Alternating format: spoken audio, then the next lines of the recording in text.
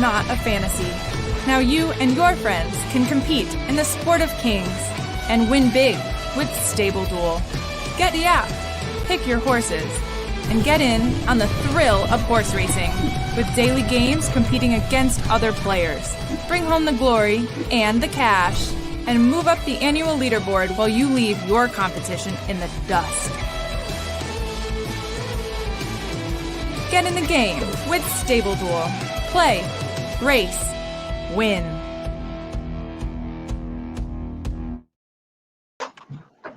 What's up, guys? It's so weird to hear your voice. I don't know how you guys feel, but I hate hearing my voice like on a playback. Like, oh, I hate it.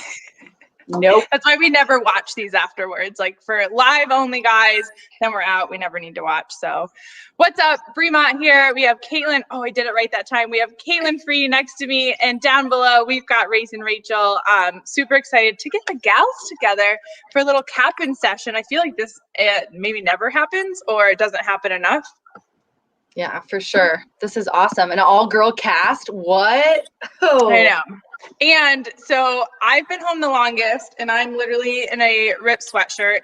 Kaitlin just said that she got home from work. She's hanging out in t-shirt. And then Rachel just got home from a softball game and walks in as if she's been on a red carpet event. So obviously we're doing something terribly wrong. On. I did at least grab some leggings. I was like, I'm just going to throw on something comfortable to sit in. Love it. I know. It's all about the spandex pants after COVID hit. I feel like that's what we live in. Yes. Well, so we are all talking a little bit before we went live. We haven't fully dove deep into all of these cards, but we are going to talk about the Black-Eyed Susan, which is tomorrow. Girls only. And then we're going to also obviously talk about the Preakness Stakes and kind of go through, who we think, some of the long shots. Like I've got some long shots in here that 20-1, the 3-horse Spritz. Mm-hmm. I mean, I don't hate her. I don't hate her. So if she stays that high, she's going to be in my mix. I'm going to see if I can make some money off of that. Guys, like if you're here, feel free to comment.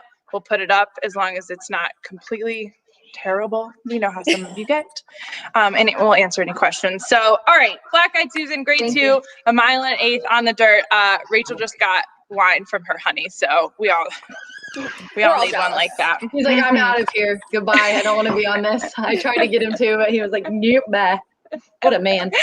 What a man. Okay, so we've got 10 fillies in this race. There's an obvious favorite, which, I'll make obvious a little light. Like the speed figures are obvious, but there's horses that has done just as well in placings. But Beautiful Gift, Johnny V on tap, Bob Baffert, who we know that name very well right now. 9-5 favorite coming out of the 10-hole. Ladies, what do we think of Beautiful Gift, the 10-horse? Kaitlin, you go first because I'm kind of catching up here on this race because I just pulled it up. So let me look at it. I looked at it a little bit earlier, but softball games, momming too hard. So you go first and I'll piggyback off you. Okay, let's love it. I love it. All right, so Beautiful Gift. She makes a lot of sense here. I don't think post is going to be too big of a hindrance. Don't really love it, but I'm kind of with you, Bri. There's some horses that I don't hate in here that I think, honestly, yes, her last big figure is about 5 to 4 points better than a few other ones, but I really like Adventuring in here. I like The Grass is Blue, and I like Spritz. I think they're all in with a chance. I'd say if I didn't choose Beautiful Gift, I really like Adventuring by Pioneer the Nile out of the name Questing. Everybody remembers Questing. She was awesome. Loved her. So I just really have liked what I've seen of this filly. She beat Spritz last out in the Bourbonnette Oaks. That was on synthetic, but she's done pretty well on dirt. So I like her. I think the step up in class is pretty good, and Brad Cox's barn is pretty hot right now. Yeah, for me, the last time I threw Johnny V out on a favorite, and now granted, I don't throw them out for the record. I just try to beat them. Yeah. Right. But that obviously did not go so well. So I'm a little nervous, but I haven't seen this horse. I need to go back and watch replays. Like Malathaat, I saw her run in person, and I probably just should not have thrown that filly out. She looks tremendous in person. Yeah. So, but yeah, what Rachel, after After taking a quick glance, who are you looking at? Yeah, I like adventuring a lot. I'm a Brad Cox fan because Brad, like kind of before he got really popular recently, he was bringing a lot of maidens, 2-year-olds and stuff to Indiana. So I became a fan of his kind of before all the hype. So I'm always kind of excited for Brad, and he's given me, you always like the big trainers that will like talk to you, and like give you quotes and stuff. So, and Brad's team's really nice. And I know that when he makes moves like this, like up from these stakes, like you were saying, Kaitlin, and even though that was all weather and she's moving up in distance quite a bit as well, I still like adventuring. But the grass is blue interests me. First of all, Johnny V because I looked up these stats for our next, the Preakness. He's like 30% right now. And even, I like to listen to Jason Beam's podcast, and he was like, they were talking about how hot Johnny V is right now, which, I mean, he's an amazing jockey, but like as of late, he's winning big race after big race after big race. And I'm a huge believer in hot jock because like even Marcelino, who just ran 5th in the Kentucky Derby, he's riding like the confidence factor. I think after that successful race, that's a mental game. So I feel like playing hot jocks is really important. But the grass is blue interests me a little bit with Irad. I didn't know this, but Chad Brown is 40% when he takes the blinkers off. Wow. And she's losing blinkers, and I like the work on May 9th as well going into this race. Some trainers, you don't really take the works too much, and some of them they don't leave it in the morning, some do, but I think Chad's work pattern speaks about him a little bit. So I think it's really the outside horses for me, but I do find I looked at Spritz for just like a hot second, and she's interesting as well, and I think it is going to be one of those races where it's either going to be the heavy favorite or it's going to be really big long shot, because this just looks like it's going to set up as one of those like pace scenario wise, which I'm still working out as I'm talking right now. Yeah, so we're talking about Ryan, we're talking about the Black Eyed Susan, so still on the girls race here. I think this one, even with Beautiful Gift, if some of these bigger ones can get in the mix, I mean, you can still make some money off of this race.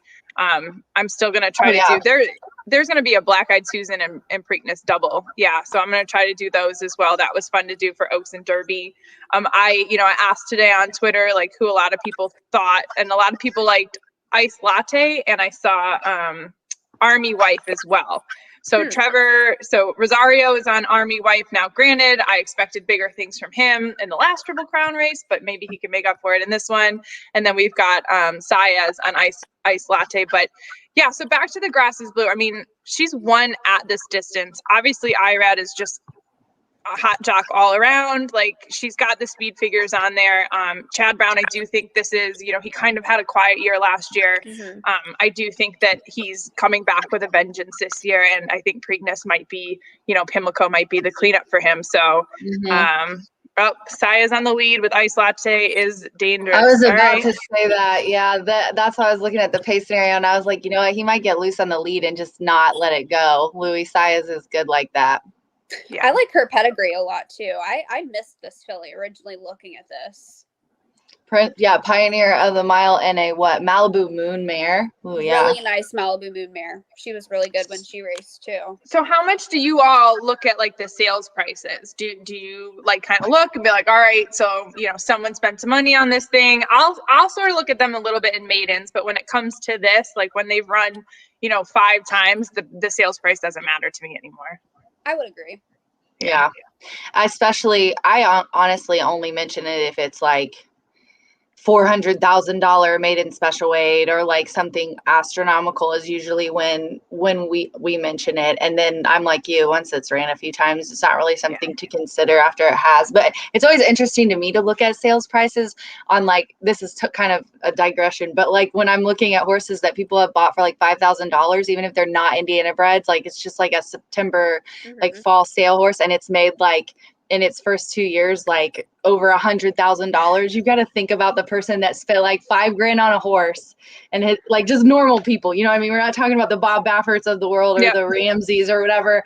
And they've got a horse that's made like $120,000. I like looking at that just because I like the weird stats, Yeah, no, that's fun. And then then I go back to my Team Valor days. I'm like, well, training costs 60, so really they're probably walking away with it, Mhm. break it all down. But I mean, Feed gosh, is I'm sure. however much, probably like 60% of that one to feed it. No, vet bills. We're not in it for the money. We all know that we're not in it for the money. So, well, Yeah. some of us. So, all right. Well, adventuring. So I know we kind of brought that one up. So back to the Brad Cox. What about Flo?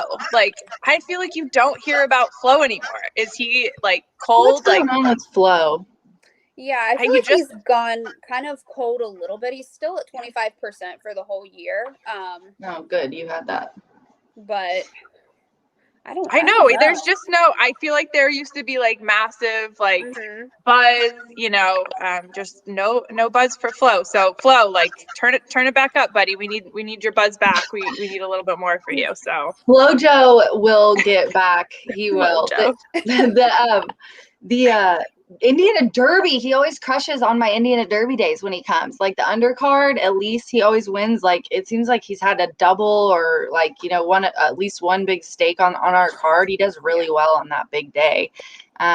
Maybe he'll get back into the swing of things now and be on the upswing come July. I don't know, but I agree. I've heard it's Johnny V and like obviously IRAD that like everybody's talking about right now. Yeah. Yeah, this course on Miss Leslie. I think that's because the win last time out, 5 wide of quarter. I mean, 1 other than that. So actually, I was going to ask you all, because this is something I struggle with. So I'll compare the times of, the fractions and then the whole race time and the finish with other horses in that particular race. But like, let's say that you were just looking at a mile and an eighth. What would be a good either a fast time or a slow time? Like what is a good time for that race to finish? Like what do you deem, wow, this was a really fast race and this horse won, wow, this was a really slow one, so I mean it doesn't really count? Like how do you look at those? I think that's honestly, I think it's hard. Times are important. Like obviously that's first and foremost. My husband just sneezed and I swear to God, it sounded like somebody like just screamed at the top of their lungs. I'm like, well, did you? I swear when we listen to this back, you're gonna hear it. Like he doesn't know we're live and he's in there going, no, what the hell?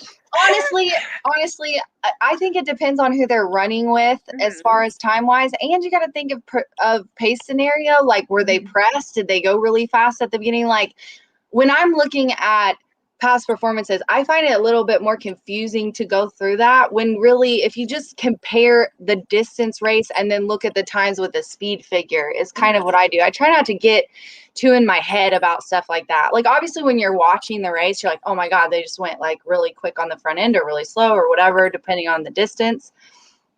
Oh, hello, Q.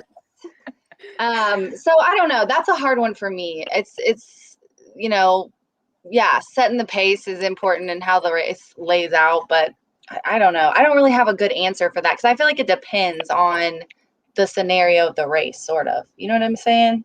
Well, and I think I don't know if it was Medina Spirit. I probably don't want to go back and look at this, but there was a horse that I looked at in the Derby and I was like, okay, so there's first and seconds, but like every single race, like it was slow. Like to me, if you compared the final finish of that race to other horses in the race, it always was significantly slower than others. So I was like, I don't think it's going to keep up. And then, the effer won. So I don't know. So I'm still figuring it out, but and his pace scenario, like for that race was so high and it's still so high for this, whereas like you'll see sometimes where like pace numbers, I like to, look at, like if they have late pace, like for Brisnet, it's hard to find a horse that like every single mid, early, late, their pace numbers are super high. Like, how it's, you either have like a tendency is early speed or late speed or whatever.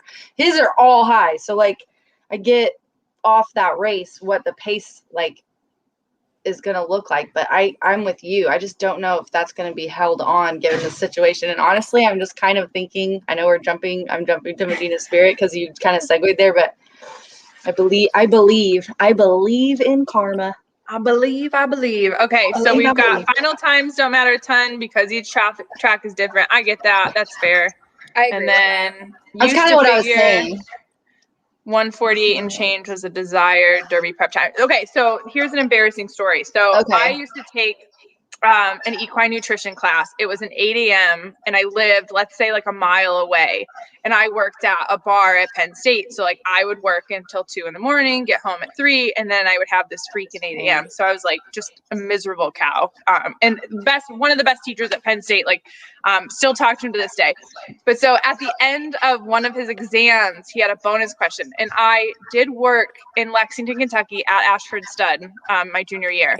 And so he had a bonus question, and it was name what this is. And it was a time. I think it was like, let's just say like 148 and 2 or something like that. And of course, like I didn't know what it was. I forget. I'm probably embarrassed to know the answer, but it was the time of a Kentucky Derby finish. To this day, that still eats at me because I legitimately was the only horse racing person in the freaking class, and I got the bonus point wrong. Oh, I hate when I do stuff like that. Yep. So I remember embarrassing. being in my equine classes in college, and I was the only horse racing person too. And I just remember so many girls. Like it was, I graduated college the year Nyquist won the Derby, and I remember it was like our final, one of our final exams, and one of the girls was talking. She's like, "I don't know what you're talking about. Nyquist is going to try to win the Derby next year," and I'm just like, anything, lady, anything about anything. And then she goes, yeah, and then she's gonna become a mom. No, that's incorrect. Yeah, no, there's always teachable moments, and I mean, and I always say like it's better that people ask questions rather than making statements like that. That's fine, but ask questions then. So shout out to Fu. I'm sorry that we didn't shout you out. Gosh. SMX Jeff, you know, whatever. It's harder to say than Coots. But all right, guys. So if you're listening, comment. If you have any questions, ask us. But yeah, so the Medina Spirit segue. Let's go on to the Preakness Stakes. I mean, I haven't really heard anything about Medina or Bob Baffert in the last 2 weeks. Don't know if you guys have. Not a thing. Who are they? Not a single thing. So Coots said Medina Spirit romps. I mean, I'm excited for this. Like, mixed feelings on Medina Spirit. I'm not going to lie. So I'm just going to kind of skip over that one. I don't want to blame anything on the horse. I kind of wish that, there wasn't any black cloud, because it would be cool to see a $1,000 horse go on and win, the last leg of the Triple Crown. But sitting at 9-5, Johnny V, hot jock on again, obviously won the Kentucky Derby. So going on for the Triple Crown Trail. But then, so your next favorite is Concert Tour, also a bat for 5-2. And so this one got scratched from the Derby. Do we know why? Not scratched, but it didn't end up like making it there. Do we know why he didn't go? Was he the one that didn't have had a fever or something? Or was that King Fury, I think. That was King Fury. Yeah. So sorry. What I heard was basically like they didn't really like how he came out of the Louisiana or Arkansas Derby. Arkansas. Derby very much. Kind of just like needed a little bit of a break. I think that they were expecting him to win that race, and it just like kind of didn't happen. So they were like, "Oh, well, we might as well just give him some time, save him." Yeah. So I think that's kind of what happened. Yeah, it's a smart move. Yeah. So then with Rosario, so Joel Rosario was supposed to be on board Concert Tour for the Derby. That's why he hopped off his other horse, which I think was not Sleepy Eyes Todd. I feel like it's 3 names. Who is he? He was on Rock Your World, but he was on another one there. It was the Doug O'Neill one, wasn't it? Are you talking about Joel Rosario still? Hot Rod Charlie. There we go. See, 3 names. Hot Rod Charlie, Sleepy Eyes Todd. But now he's off of Concert Tour, and he's sitting on the import France Godina. I know. France Godina. I don't know. There's a lot you can do with that. So Mike Smith is aboard Concert Tour. I know a lot of people have opinions about Mike Smith lately. I mean, he's still a good jock. That horse is sitting off of some good speed figures. Obviously, a little bit of dip in the Arkansas Derby, but Kaitlin just touched on that he didn't run as well as they thought he would. So he's taking a break. So he should be coming into Preakness pretty fresh. What do we think about him? Do you want to go first, Kaitlin? Talking about Concert Tour? Yeah. Personally, I like Concert Tour. I got him in my exacta. I did my good old Rachel, the handicap over track, top 4, 5'10", 3'6". Sorry, Coots. But I thought Midnight Bourbon got a horrible start in the Kentucky Derby. I know it said he bumped early, but I mean, when you have that many horses, it's not a bump. Like, Right. you know what I mean? So I put him on top. But I really like Concert Tour, and I actually had a hot minute where I couldn't decide which one I was going to put on top because Mike and Bob are 33% together. Mike's obviously amazing at the distance, and he likes to go long. He's got the early pace. But there's speed in this race. So plus Medina Spirit and Concert Tour have the most wins of the field. And they just seems like they, like you said, Kaitlin, they gave him that time off for a reason. And I think this was the plan. So like the words well meant here, I think weigh in more than Medina Spirit. And we're back to the old, it's a quick turnaround, you know what I mean? And even though Medina Spirit looked like he came out of that race, I'm just going to ignore all the bullshit that's been happening and just pretend it didn't. And let's just handicap the race. Yeah. Came out really well. And they're cutting back 10 furlongs. I mean, they're cutting back in distance 10 furlongs. So I get what Coots is saying because he's the speed, Medina Spirit. But I think it's going to be Concert Tour's day over him. And then I've got Midnight Bourbon to win. We can talk about that later, but Midnight Bourbon has put up higher speed figures than half of this field. Now, granted, going back to the quick turnaround, I mean, has he really been pressed quite a bit this year? I think so. I mean, he's, 93, 96, these are buyers, 93, 96, 96, 90, bumped early, 4 wide around the turn in the Derby. Obviously, that's a hard race, I think, for any horse. Right. So the worry is the wear and tear, and he's a little bit tired. But if not, I mean, he's definitely one of the best, I think, in this field. And how much do you guys put into like what trainers say? To me, I think especially around races, like they just have to say what they're supposed to say. Well, it's like, well, he looks ready, like they're not going to be like, yeah, he's going to win. Do you guys remember last year the super cut they did? Did you see that Twin Spires did where they literally cut together all the trainers from last year from the Derby? That was like, they all said the same thing. Like and I can't even think of it now, but Bob and freaking Brad and Steve and everybody said the exact same words. I think in big races, it totally, I mean, you have things that you want them to be doing. And so of course, those are the things that you're going to say in an interview. It's almost more fun to me when you're interviewing, trainers about other stakes than it is to hear those same things. So Bri, totally good point. I thought it was hilarious last year when they said all those same exact, like verbatim out to everybody. Yeah, I think they say whatever they think they're just supposed to say for the cameras, but they're not. It's nothing to. I think Steve Asmussen gives a good interview about what's really going on. Like one of my favorite additions this year was, and go ahead and mow too while you're at it, Gav. Thanks. Perfection. I swear, it's also like having 2 kids. Like a husband and a kid is having 2 kids. But that Rosie Napravnik being added to the broadcast this year, she got a sweet interview from Steve and a good one from Bob too. And neither one of them were just full of the quintessential bullshit, for lack of a better word, which and so that was my favorite part because Rosie's good at just talking to people. I got to interview her back in the day. Humble brag, drink. I got to interview her back in the day before she won, and I had a girl crush. I'm not gonna lie to you. I'm just gonna tell it to you straight. So since we're doing humble brags, we show horses together. So take that, team. You do? You lucky chick. I said, hey girl. Granted, she finished way better in the last one than I did, but I mean I would definitely be bragging if I beat her. So okay, so Fu said the Japan horse. So I'm gonna say this, and this is, I mean, everyone should absolutely smash this horse because if I say I'm throwing it out, it's probably winning at least Oaks Derby, whatever. I'm throwing. Yes, I'm gonna throw the Japanese horse out only because. And I go back to Team Valor days. It is a lot to have them come over here. It doesn't, I don't understand why there's no works reported, right? Am I missing that? At least on my PP, there's works. One at Pimlico on May 12th, 4 furlongs, 49-2, breezing 1 of 3. And was that the one where the exercise rider fell off? And I that think was the so. next thing I was going to say. So far the horse is like unseated its rider at a track that it's never been at. And I don't know if they have bells over there, but the whole bell situation, which you can go back to a lot of either the European horses or Thunder Snow was one of them. Yeah. So if a lot of people don't know that they don't have bells overseas. They don't? So I didn't know that.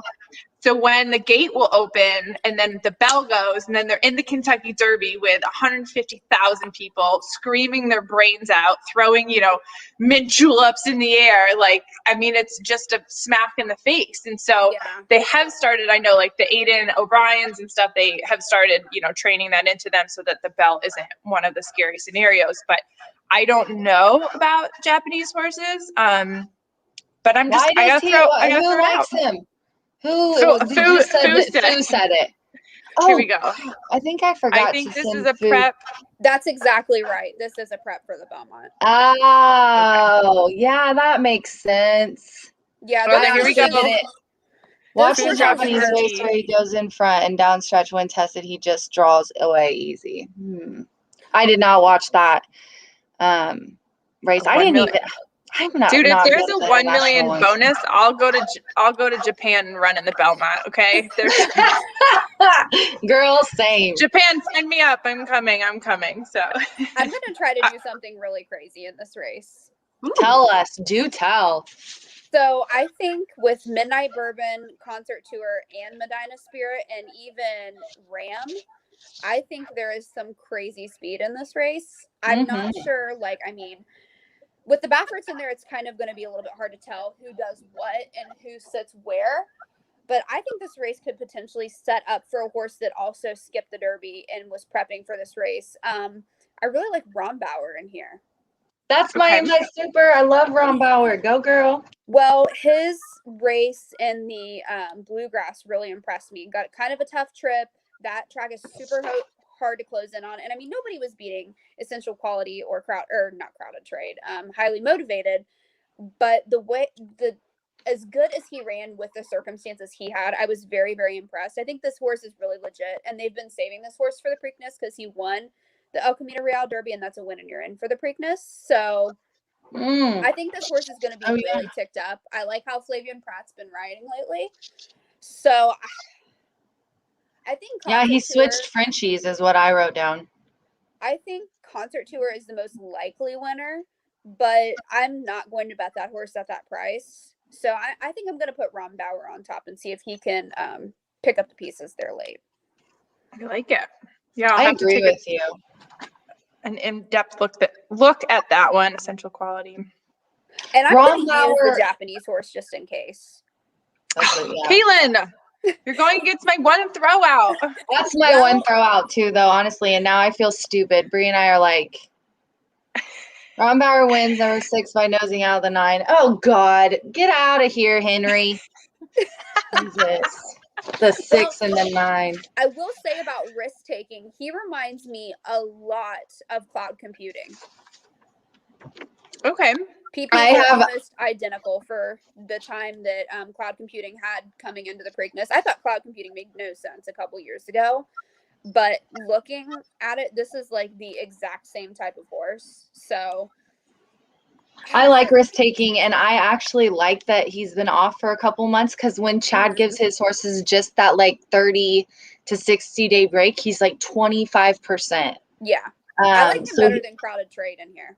Yes, ditto. I agree with you 100%. I mean, it's a big step for sure from the Wood Memorial. And then, I mean, the Withers was a nice grade 3 win. I mean, he won by almost 4 lengths, and has been the favorite the last couple of times. So it's a big step, but I think I agree with you. The betting wise, that's the difference between when I get to do this and I'm not like, and I know that's a huge argument, but there's the horses that are the most likely winners or make the most sense. And then there's that whole argument of, well, you don't want to bet those. And I completely understand. Like half of the money I made on Kentucky Derby Day was I had already handicapped everything. And then I was looking at them. Like I'm like a Maggie Wolfendale. Like I love looking at how they act. Yeah.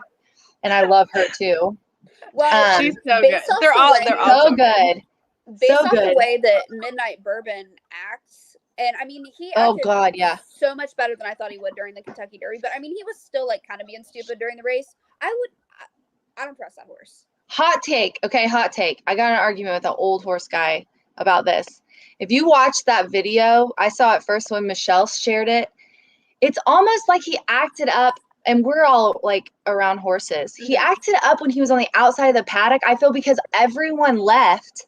The only other horses were in the stalls. And did you notice how when he turned and got on the side with the horses, he didn't freak out anymore? Yeah. I feel like it was more of a Buddy Sour thing. Like he was like, oh shit, they all left. I got to go with them. And then once he got back and realized that there were horses in the stalls, he was like totally a different horse, which was, so I kept telling him, I'm telling you he's Buddy Sour. He just wanted to be with the rest of the herd. Well, can you imagine at 3 years old? So my first horse show, like true horse show with mine off the track, who was 5 and has been everywhere and by himself. We got eliminated because he was not going to leave the horses to go over the jump number 4. Like literally, he just turned into a complete dick and it was the same thing. It was like they get into a scenario where it's new and then they go in. I mean, they're herd-bound animals. To be with somebody. Yeah, they're herd animals. And they're flight animals. They don't fight. They run. And so that's awesome take. I mean, you pretty much just became the horse whisperer. Yeah, well, thank you. I mean, I was excited today when the farrier came. This is where this is getting to be chicks with picks. We'll talk about that later, Matt. Hold on. I got my first, like, I've helped break a lot of colts, like get them groundwork, blah, blah, blah. But I've never, because they weren't mine, like own them. I've never done the first like saddling and riding and all that. So I got we talked about this already, Bri, but I got 8-month-old colt, Kaitlin. I'm obsessed with him. His name is Eustace. Okay. Oh my God. And I know his name is Eustace because it's like the most redneck name I've ever heard in my life, and I love it. The farrier came out today for the first time, and I was like, boy, you a rock star. Like, he just let him pick up his feet and trim him and everything, and he only pulled his back leg out like once or twice, and then once he realized what was going on, he totally chilled, and I was like, and I was proud about that. So can you imagine a 3-year-old amped up horse getting in there and all his buddies leave? Of course he's gonna flip out.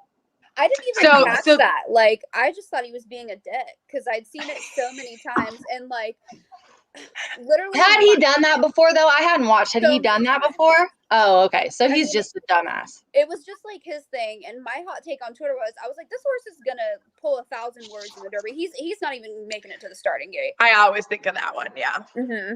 Yeah. Okay. So then when you see a horse that is like slathered in white foam going into the gate, is your thought like, that horse is out? Like, I shouldn't have betted. I wish I canceled my ticket. Or honestly, you still think the horse has shot? Honestly, this is going to sound weird, but I look a lot at pedigree. That stuff is hereditary. Like if you think of a Galileo on the turf, they all do that. There's a few other ones that do that. If it's common for that horse, and I've seen it before in like other races, then not really. But if it's super uncommon and it's like really not that warm out, I'll be like, you probably already ran at least half your race. So Nancy and I always say that too, Kaitlin. We're always like, okay, if it's hot out, like you'd have a little lather, or me and Nancy, well, you have a little lather in your gather too, is what Nancy says, which I love, which is so true. Like if it's cool out, and I think it's more if they're washed out and stuff and it's not hot and they're like, working themselves up but like if it's a warm day at all, and horses are, like I always say, it's cool out. They love running in the cold. Like when it's warm, even when it's not hot to us, it's going to be hotter to them. They're working and prancing. Walking around, even if they're walking. So I'm a little bit more lenient than that. But I think I've noticed that people that aren't around horses, like actually around them and take care of them and like every day, are the ones that bothers more. Like I've made money off horses that have gotten super frisky in the paddock, and me and Ed and Joe gotten like, they were like, you're dumb for not, they didn't, well, yeah, they did all, they're my boys. So they did, they were like, you're dumb. Why would you bet that 4? It just like flipped out in the paddock. I was like, because I could tell that was not a crazy, like, that was an excitement. Like it was a filly. She was 2. She was excited. It wasn't a bad. Yeah. But there are times when you can tell it's definitely like an on edge kind of thing, but I just could tell it wasn't. And it was like a $40 horse, and I gave it to Wayne Catalano, and I felt like a brain surgeon So I feel like it's by, and that's I think why he still loves me today. But I think it's just by each individual circumstance or whatever. Absolutely. Okay, so let's close out with maybe like if you have one superstition in racing, and I always say I'm not, I always say I'm semi-stitious, not superstitious. Kaitlin, I do you don't, have one? yeah. I'd say the funniest one that I have, I picked it up just from being around racetrack degenerates. Never bring a $50 bill to the racetrack. What is it with them in that? Why? I don't know. Like, I've pulled out a $50 bill before, and people in line are just like, like, I just Trainers like, have given me something, and I don't bring 50s to the racetrack. It's like $20 bills, and that's it. I don't get it. And like they'll be like, get rid of this. Like they won't touch it. Like they'll make me get change for them. A couple of them have. Or one guy was like, just take it. You can have it. I don't even want that juju on me. Why? Where did that come from? God, did they explain it to you, Kaitlin? No. They just say it's bad luck. And like I've heard it from Todd Schrupp. I've heard it from Caleb. Just so many people. Like they'll be like, ew, no, I don't want that. So like if I go to the ATM, I always get it in 20s, or I just like use my account online, or I just like use my card at the machine. So like, I don't even bring cash anymore because I'm like scared somebody's gonna judge me. So like I don't. You have a 50. Go away. I wonder if it has something to do. So I mean, this is like totally reaching, but so we are planning our wedding, and I guess you're supposed to get married like at half past, so that like your vows and everything finishes at the top of the hour, not the bottom. And I guess there's some thought process to that of like, that's like the start of your journey. And of course I was like, I don't care. I want to get to cocktail hour. So we're getting married at the bottom of the hour. But yeah, so I wonder if it's like the $50, like you don't want the 50, you want the 100. So like, why would you start with a 50? You're only going to go down. I don't know. If anyone's listening and you know what the superstition with the $50 bill is, drop it. Like it's not right here. Let us know. If I don't. Or if nobody has any type of, I'm gonna ask later on Twitter, because I'm just like I'm really concerned. Like I've had so many people bring that up. I'm really stressed out.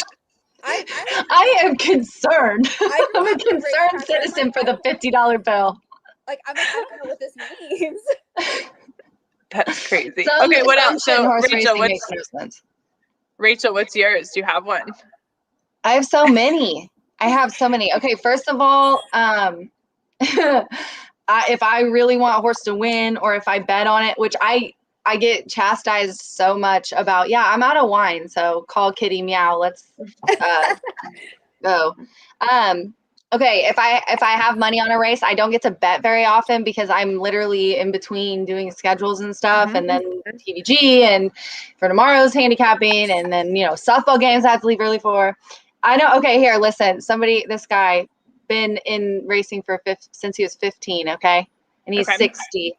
I don't know. They just always have been bad luck. So just for no reason. You can make your own luck if you can get a bushel basket full of them. See, that's old school shit right there. That's the same people that say getting second is like kissing your sister. So those are the kind of rednecks I'm hanging out with. Sometimes I'll take a place bet. So I mean, I know people that say that too. Yeah. But anyways, I can't watch a race if I have money on it because I'll jinx it. If I bet a horse to win, it gets second. If I bet it to get second, it'll get third.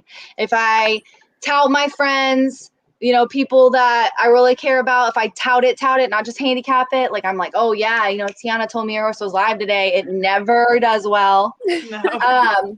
What else? My lucky number is 4. I don't think I've ever cashed a bet on a 9. So suck it, Coots. I've got tons. I've got so many. Like I literally won't watch a race. Like I'll only watch the replay if I like really want to get something home.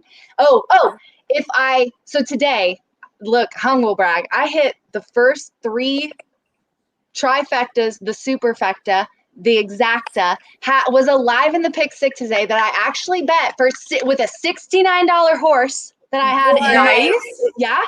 And then guess what? I didn't say a goddamn thing to anybody about it. Not a thing.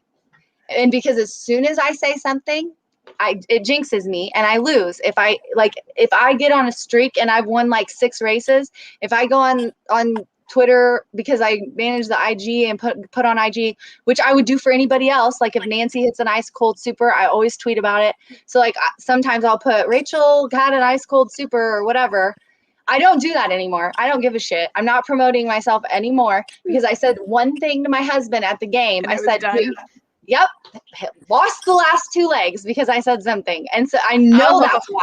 I believe that in my spiritual being. I feel it in my soul. I feel it in my soul. So those are it. I'm done. Bri, go.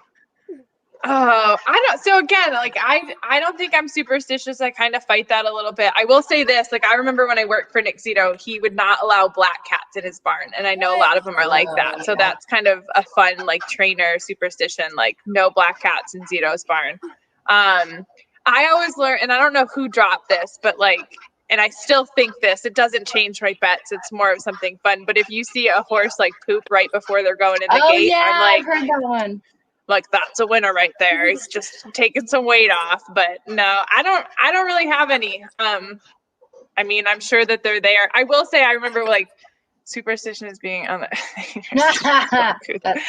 I remember like I would bet the Team Valor horses because like, you know, they would bet like they would beat them. They wouldn't beat them, they would bet them. And I like lost like 3 in a row, and I went to Barry and Kathleen Irwin, the owners, and I was like, God, I feel like every time I bet like one of our horses, they lose. And they were serious. They were like, stop betting then. Like Nancy did that to me. Yeah. As if I was creating them to lose. Nancy and Paul's horses on top like 3 times in a row, and she literally deadpan was pissed at me. I was like, stop picking my horses. And then I was like, oh my god, I'm so sorry. So awkward for an office. Yeah. And then you get the trainers. This is my favorite, being a track analyst. If they tell me like it, they obviously can't control it, but if they're like, hey, if I get to talk to them, I'm like, hey, Rach, my horses, you know, I feel really good about this spot. They're really, you know, feeling good, blah, blah, blah. And then I'm like, okay. And then I pick them to win, and then they get second. They're mad at me. They're like, why'd you pick my horse on top? You jinxed it. Because they all know, they think it's a jinx, right? I'm a jinx. So then if I don't pick it to win, like that's why I was just texting. I literally just got a text from Debbie Smith. Randy Smith is like the 5-time quarter horse leading trainer, 6, I think. She just sent me the win picture. I was like, hey, Lance Finlinson, the owner, wants to know why you didn't pick us on top tonight. But then if I would have, then it's like between a rock and a hard place. Like, you know what I mean? So that's just the whole thing. All right, here's the last one. Anytime I bet, my son walks in and picks a different one. I hear it. Yeah, we talked about that, him and I. Ray picks horses like, put the money on it. If it works, is it being superstitious? I mean, I don't know. I guess you're right. I guess if people want to declare superstition a thing, then whatever. Hey, I think that you give power to the things that you believe in. Yep.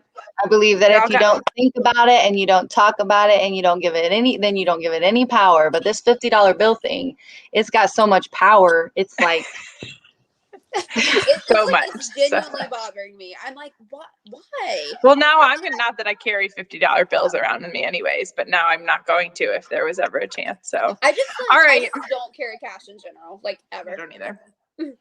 Nope. All right, guys. So I got to do a shameless stable duel plug. So we have a $20,000 Preakness game. The pool will rise and can rise. We are shooting for $100,000, which means we have a lot of entries, and $40,000 would go to the winner.